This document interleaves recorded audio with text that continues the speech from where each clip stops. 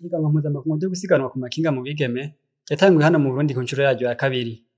Christophe Kinshasa yaserukiye umukuru w'igisagara ca Bujumbura, ari naho iryo higanwa ryatanguriye, yavuze ko ari akaryo keza ko kurata ubwiza bw'igihugu cacu. Naho icegera c'ubutwara ishirahamwe rya Afrika mu gusiganwa ku makinga, yashimye intambwe Uburundi bugezeko, mbere akaba yemeye ko bazobandanya bafata mu mugongo urwo rukino. Ezekiel Nibigira, umushikiranganji w'ugwaruka inkino n'imico kama, arashimira iryo shirahamwe kubona ryahise mu Burundi.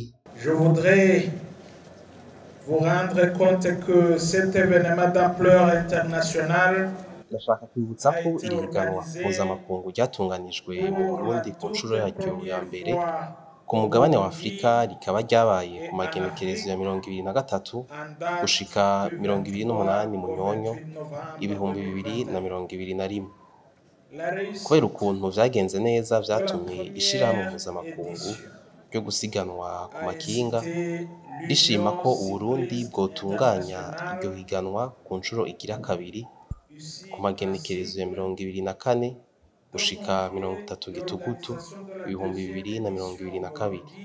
En cette date du 24 au 30 octobre 2022. Ihiganwa ryitabiriwe n'ibihugu 8 arivyo Egypt, Cote d'Ivoire, Benin, Kenya, Etirani intwaro rusangi ya Congo, Tanzania, Burundi hamwe n'Ubuganda. Ikibanza ca mbere mu gice ca mbere c'iryo higanwa hatabukanwe n'igihugu ca Misiri, nayo Burundi buza mu kibanza ca gatatu. Iryo higanwa kazobandaniriza mu ntara zose.